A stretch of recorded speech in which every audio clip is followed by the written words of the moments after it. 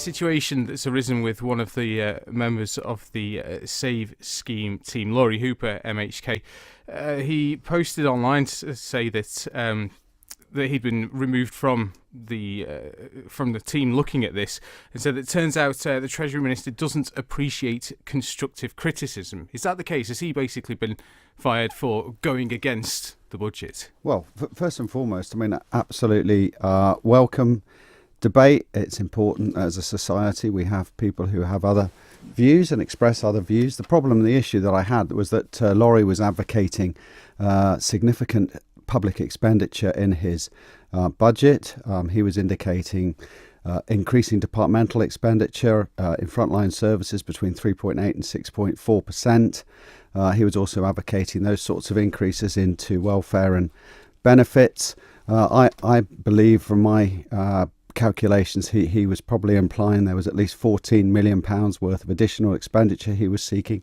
And the problem I had, of course, was that this was going to effectively significantly impact on our budgetary plans, prudent budgetary plans to bring the island's finances back into balance and into to a position where some money was being put aside back into the reserves from 2020, 2021. Did he necessarily need to be sacked, though? Could it not have just been discussed afterwards and sort of draw a line under it and move on? You can't sit on a Treasury subcommittee if you can't support the Treasury. I don't understand how that's reconcilable. The SAVE team is looking at securing added value and efficiencies in a number of government areas. I'm reporting to Tynwald in May on the outcome to date of the progress of the SAVE committee. But you can't. It does form part of our budgetary plans. Is one of the pillars that we're bringing forward.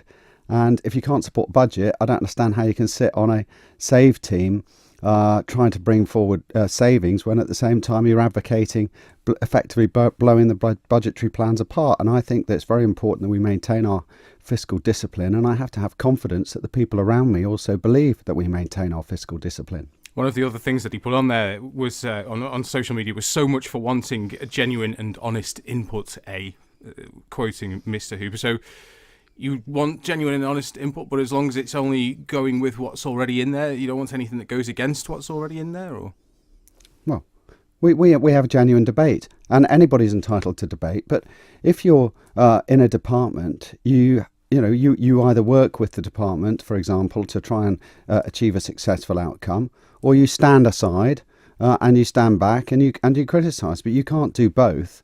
And I have to have confidence that the people that I'm working with, that I'm trusting to get on with jobs in a number of areas within the quite broad-reaching role of the Treasury, is that they believe that they are serving to undertake the purposes that we've laid out for fiscal discipline, to return the Manx finances back into a positive situation, and that they're on board with our overall plans. So, it's fine for Lawrie to adopt the position that he's adopting, but he can't do both. He can't sit in Treasury, which I asked him to come and do and work on this, and then stand up, on a Tuesday morning and say, I don't believe in these budgetary plans. We need to spend more money, without justifying, first of all, where that money's coming from. And I have no idea, but presumably he'll be doing that from raising those funds from public subscription. But secondly, not supporting a budget which clearly lays out a plan that our Council of Ministers, and now Tynwald, believes in the best interest of the Manx public.